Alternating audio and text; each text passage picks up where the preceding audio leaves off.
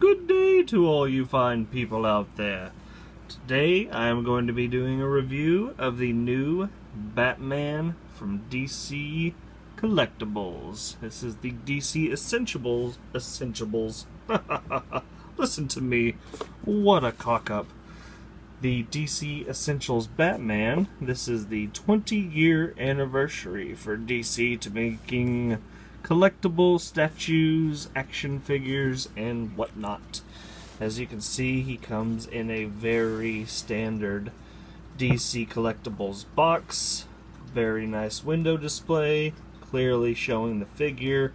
You got the panel of the first 4 figures that came out in this wave, including Batman, Deathstroke, the Flash, and Reverse Flash, all in gray. Then you got a nice color promotional shot of the figure inside, and there you have Batman with a little bio.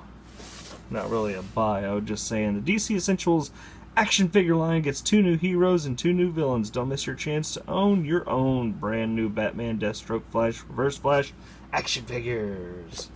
So pretty cool there. As far as the figure, my first impressions are, I love it! I think the sculpt on this is beautiful, done by, let me see here, who is the Batman, Deathstroke, Flash, and Reverse Flash, all sculpted by Paul Harding. So that is the man to thank for this.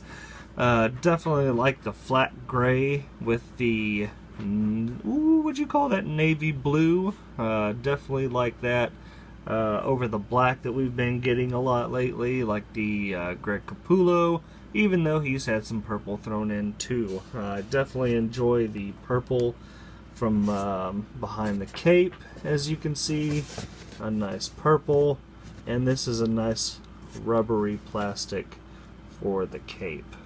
The cape does weigh a lot, and wouldn't you know it, my ankles are a little bit weak, so I have to be careful when I am posing him. I hope not everybody has that problem.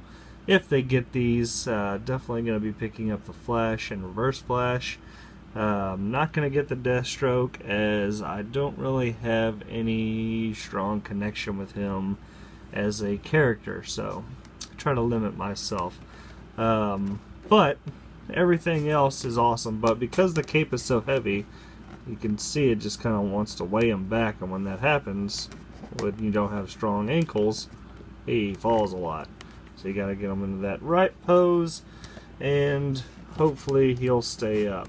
When I'm displaying him, definitely going to have to be able to put him against something to lean against, because inevitably, as I'm sure you all know, figures that have problems standing up do not stay standing up forever. Even if you have a peg hole in the bottom of their foot for them to be put on a stand, which this one does not, unfortunately. I would have at least liked to have had one little peg hole right there to put them on a stand.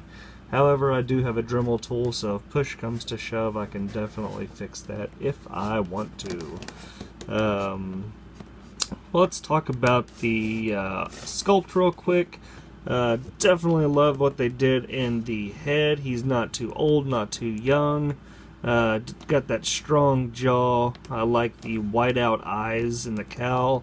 He has a furrowed brow, if you can catch that. See that on screen.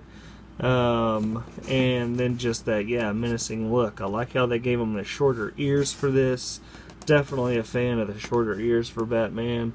The articulation, it has 21 points of articulation as far as the arms. They can get out about that far. They got a swivel at the bicep. You got the double hinged elbows to get past 90. You've got the swivel at the wrist, very, very loose. You got the hinge at the wrist, very loose. As far as the ab crunch, he can get down decent. Once you pose him like that, it's almost like he's meant to stand like that, and then he can go back that far. Like the contrast between the gray and the stark yellow. The belt itself doesn't have the straightest of lines, but you kind of expect that, as you can see on his utility belt. As previously mentioned, the ankles are super loose. If you can tell, there's a sheen coming off of this ball joint, so I think if they were to get the same plastic or heat it the same way, I'm not sure what they do, but to have that consistency in the joints, I think would make them a little bit stiffer, but what do I know? I'm just an action figure reviewer. You have the double joints in the knees, so you can get them up into some really good poses there. He does have all sorts of articulation in the foot, though, so no matter where you stand him, he will be able to get a flat grounding.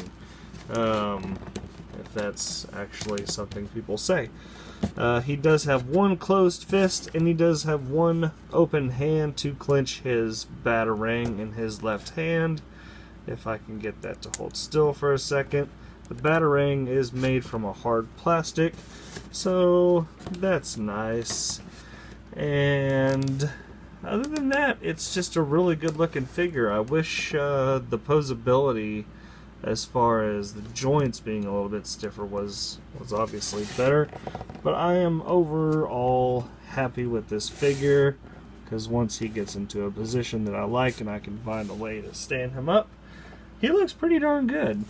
So I like that. Definitely like that. If you like this review, please click the like button and also subscribe if you have not done so already. I make videos all the time.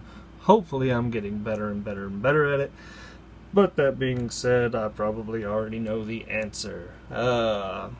What else? I got some more videos coming out this week of the Marvel First 10 Years, Thor and Lady Sif. That one's going to be pretty funny because I got some things to say about that, though, for show. Also, I picked up the Crossbones and Cap. Can't wait to review that because both figures look incredible inside the package, as well as a little sneak peek at, ooh, was that Darth Raven? I think so. Alright, everybody have a great week ahead of them, and be good to one another out there. Bye-bye.